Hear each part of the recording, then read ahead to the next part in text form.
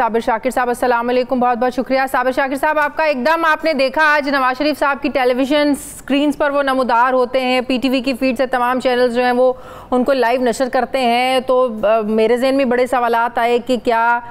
नवाज शरीफ साहब के लिए एक कोई राह हमवार की जा रही है उनकी वापसी के लिए, जिस तरह उनको टीवी चैनल्स पर आज जगह दी गई, माफ़ी मांग ली है, माफ़ी दे दी गई है, क्या अंदर खाते कुछ ऐसी चीज़ें चल रही हैं जो अचानक से आज नमूदार हो गए पाबंदी के बावजूद? बिल्कुल, ये एक है सही सिलसिला है, क्योंकि अब तो उनकी हुकूमत भी आ गई है और उसके साथ कुछ अहम मुलाकातें भी हुई, क्योंकि तवील प्रोसेस के बाद ही ये रिजीम चेंज हुआ था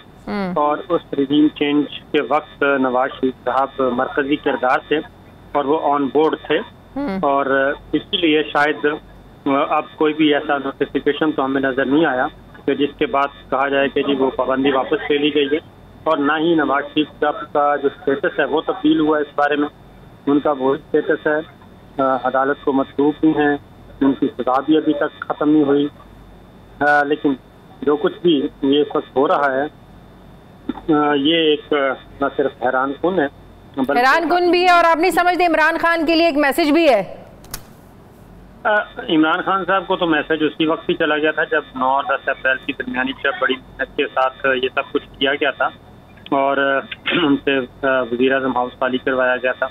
वो तो उसी वक्त अंदाज़ा हो गया था। लेकिन असल चीज़ ये है कि ये पहला मेरा ख्याल है चेक किया गया है दर्जा हरारत के पाकिस्तान टेलीविज़न पे उनकी बराह रास्त उनका खिताब नशर किया गया है। क्या पीटीवी को पैमरा पूछ सकता है, उनको शो कॉज जा सकता है, उस पीटीवी के खिलाफ एक्शन हो सकता है? नहीं, मेरा ख्याल है कि सिर्फ पीटीवी नहीं बल्कि कोई भी टीवी दिखाएगा तो उनको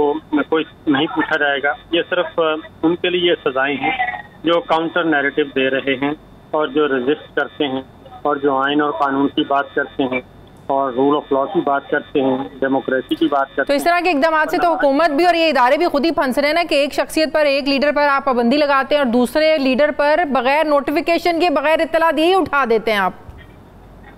उस लीडर पर पाबंदी लगाते हैं जिनके खिलाफ कोई सजा नहीं है, कोई अदालत में मुकदमा नहीं है, कुछ और मकसद नहीं है, और उस सजा याफ्ता शख्स को ये अलाउ करते हैं जिनको जो अदालतों को मतलूब हैं। ये तो एक फैक्ट है। और ये बेसिकली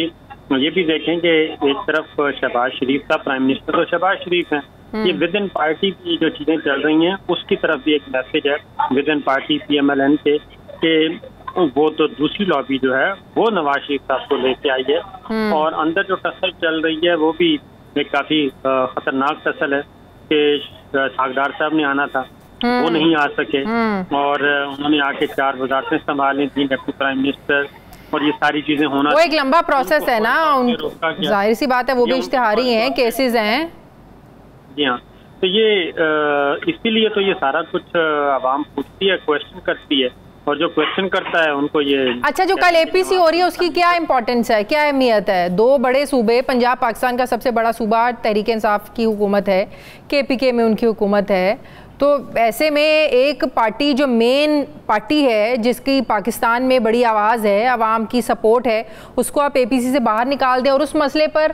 जहाँ पर उन सूबों में ज़्यादा नुकसान हुआ है, पंजाब में भी और KPK में, और उस पार्टी को आप बुलाएं ना, तो क्या वक़्त है, क्या इंपॉर्टेंस है फिर ऐसी APC की? साबिर साहब देखें, ये आलमी इस वक्त ये इन्होंने पाबंदी लगाई इधर पाकिस्तान में, तो कौमी ज़राए ब्लॉग से पाबंदी लगाई गई, बाहर इंटरनेशनल मीडिया आ गया मैदान में, और ये जितना भी जो कुछ भी कर रहे हैं, ये पाबंदी जो लगाई है इन्होंने, APC में नहीं बुलाया, वो तो इमरान खान के उस नैरेटिव को तक़वियत मिल रही है कि ये मकसद सिर्फ इमरान खान को माइनस करना था, बाकी सब तो सब के सब तैयार हैं और उन्हीं को ही सिस्टम से आउट करने की प्लानिंग है और उन्हीं के लिए ही सारे ये जितना भी स्क्रिप्ट है ये सिर्फ इमरान खान के लिए, माइनस इमरान खान तो इनको कोई इशू नहीं है। तो ये इतनी आसानी से ये काम होने वाला है नहीं। माजी में भी हमने देखा है कि जब बज़ोर कुव्वत किसी भी पॉलिटिकल लीडर को इन्होंने, लेकिन इमरान खान को नाअहल करने के केसेस पूरे तैयार हैं। हाँ, बिल्कुल, ख्वाहिश भी है, कोशिश भी है, स्क्रिप्ट का हिस्सा भी है कि उनको डिस्क्वालीफाई करना है, लेकिन उसके लिए बहुत ज़्यादा मेहनत करनी पड़ेगी। उसके लिए हाईएस्ट जुडिशरी को आपको कल्टीवेट करना पड़ेगा और उसके बाद बड़े बड़े कुछ कारनामे सर अंजाम देना होंगे, तब जाके ये जो मकसद अचीव हो सके। बहुत बहुत शुक्रिया साबिर शाकिर मेरे साथ थे, बहुत शुक्रिया आपका। मुझे ब्रेक लेनी है नाज़रीन, वक्फे के बाद।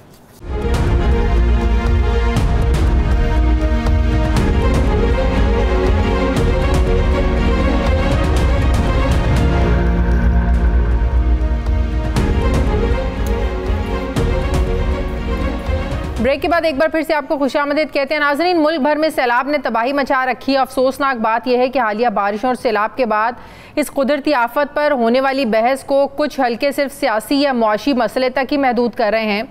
अपोजिशन हुकूमत को और हुकूमत अपोजिशन को मौरूद इल्ज़ाम ठहरा रही है, लेकिन एक पॉइंट जिस पर कोई तवज्जो नहीं दे रहा है वो ये है कि किस तरह हालिया सैलाब की एक वजह एक मौसमियाती तब्दीली भी है और किस तरह मौसमियाती तब्दीली दूसरे ममालिक की तरह हमारे लिए भी एक बड़ा मसला बन चुकी है। आलमी थिंक टैंक जर्मन वॉच की 2021 की एक रिपोर्ट के मुताबिक पाकिस्तान, फिलिपाइन और हेटी के बाद दुनिया में मौसमी हालात की वजह से सबसे ज़्यादा मुतासिर होने वाला मुल्क है, जिससे मुल्क की मईशत पर अरबों रुपए का बोझ पड़ रहा है। मुल्क को मौसमियाती तब्दीली की वजह से जिन खतरात का सामना है, इनमें सबसे बड़ा खतरा सैलाब, इसके बाद खुश्क साली या कहत साली, सतह समंदर में इजाफा, ट्रॉपिकल साइक्लोन और उसके बाद हीट वेव है। अगर इस तनाजुर में महकमा मौसमियात की रिपोर्ट उठाकर देखें तो रवां साल जुलाई में मामूल से ज़्यादा बारिशों का 61 साला रिकॉर्ड टूटा है और इस महीने में मामूल से 181% ज़्यादा बारिशें हुई, यानी 3 गुना ज़्यादा बारिशें हुई हैं। इन्हीं बारिशों की वजह से सैलाब को फ्लैश फ्लड कहा जा रहा है। फ्लैश फ्लड में बारिशों के बायस ज़मीन के अंदर मज़ीद पानी जज्ब करने की सलाहियत या गुंजाइश मौजूद नहीं रहती और फिर ये जो पानी होता है ये सैलाब के रेले की शक्ल इख्तियार करके माली और जानी नुकसान की वजह बनता है। जबकि इस किस्म की माहौलियाती तब्दीली का सिर्फ पाकिस्तान को ही नहीं सामना करना पड़ रहा है। अक़वाम मुत्तहिदा के ज़ेली इदारे inter governmental panel of climate change यानी IPCC की हालिया रिपोर्ट के मुताबिक माहौलियाती तब्दीलियों की वजह से दुनिया के तकरीबन 3.5 अरब लोग इससे मुतासिर हो सकते हैं। अब सवाल यह है कि इन तमाम अवामिल के बाद हुकूमत को क्या करना चाहिए, किस तरह के इक़दाम उठाने चाहिए जिससे माहौलियाती जो तब्दीली है इसके असरात को कम से कम किया जाए और मुस्तक़बिल में सैलाब समेत कहत साली जैसे संगीन मसाइल से क़बल अज़ वक्त निपटा जा सके। मैं बात करूँगी, मुझे ज्वाइन कर रही हैं माहिर माहौलियात मोमी सलीम साहिबा। अस्सलाम वालेकुम, बहुत बहुत शुक्रिया। मोमी साहिबा, ये बताइएगा,